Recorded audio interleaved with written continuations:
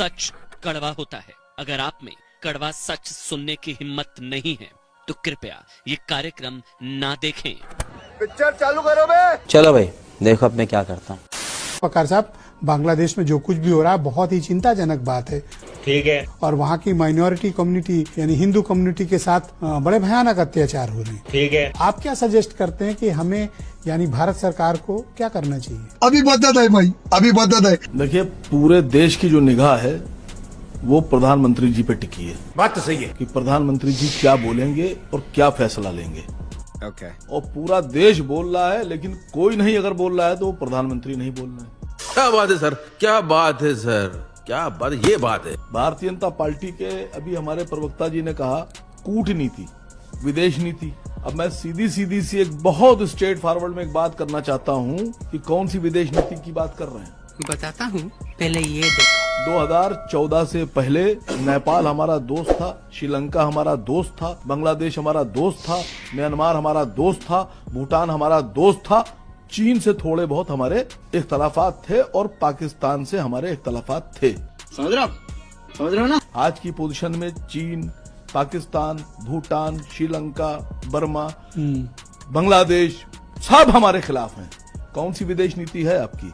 बुद्धि खत्म हो गई है जब से नरेंद्र मोदी प्राइम मिनिस्टर बने। ऐसे लोगों आप अपने पड़ोसियों से आप नहीं दोस्ती कर पा रहे हैं। सही पकड़े हैं। आप अपने पड़ोसियों को नहीं समेट कर रख पा रहे हैं। ये बड़ी अच्छी बात कही है। तो इसमें गलती किसकी है? विपक्ष की गलती है या प्रधानमंत्री? अरे वहाँ हिंदू मारा काटा जा रहा है, क्या किया जाए? सर वाह बेटा, लगता है तुम गू खा के ही मानोगे। किया ये जाए कि देखिए क्या किया जाए? देश का कोई भी मुसलमान, कोई भी हिंदू या यूं समझ लीजिए कोई भी देशभक्त इस स्थिति में कहीं भी किसी भी तरह से बांग्लादेश के जो दंगाई उनके साथ नहीं खड़ा होगा।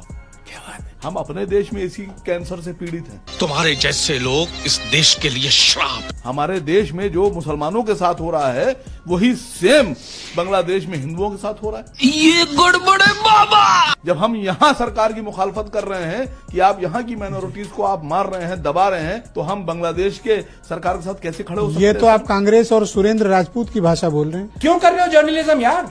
धंधा करके पैसे कमाने तो कुछ और कर लो भाई। सर सुरेंद्र राजपूत की, सुनील साजन जी की ये भाषा उनकी नहीं है, ये भाषा देश की है सर। ये बड़ी अच्छी बात कही है।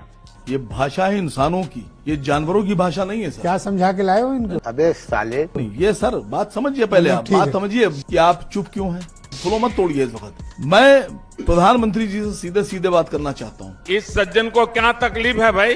दूसरी बात, आपने कहा सोल्यूशन, अभी पता चलेगा। जो बीमार व्यक्ति होता है, जो उसको तकलीफ होती है, वो कहता है साहब चाहे सर्जरी से करो, चाहे एलोपैथिक करो, चाहे होम्योपैथिक करो, चाहे आप आयुर्वेदिक करो, चाहे योगा से बीमारी ठीक करो। ये हुई ना बात। आप कह रहे हैं मिलिट्री एक्शन।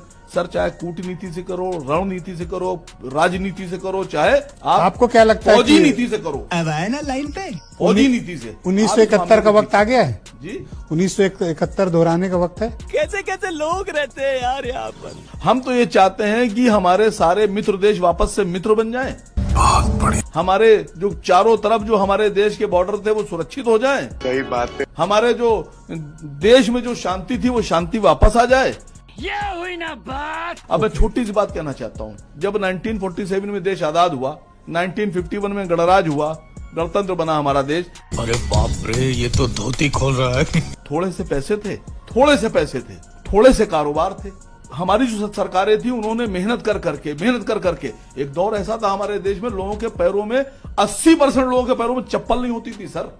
बात तो सही है। कपड़ा नहीं पहन पाते। राइट सर, उन हालातों पे फिर चर्चा कर लेंगे। सर सुनिए तो, बात तो सुनिए सर, सुनना पड़ेगी आपको। जुम करो। पिछली सरकारों ने 80% लोगों को, 80% लोगों को भूख से निजात दिलाई, उनको कारोबार दिया, उनको रोजगार दिया, उनको बहुत अपनी रोटी दी। साले का खोपड़ी तोड़। और आज की सरकार क्या कर रही है सर? 80 करोड़ लोगों को भीख में रोटी दे रही है। बहुत धन्यवाद। मैं ऐसे मसरफ साहब सरकार चला रहे हैं, बहुत धन्यवाद सर। कुछ शर्म आया है? तुम चुल्लू भर पानी में जाके डूब के मर जाओ। आसिम पगार की डिबेट आपको कैसी लगी कमेंट बॉक्स में जरूर बताएं। गोदी मीडिया डोराई देखने के लिए चैनल को सब्सक्राइब करें। मिलते हैं अगली वीडियो में। जय हिंद।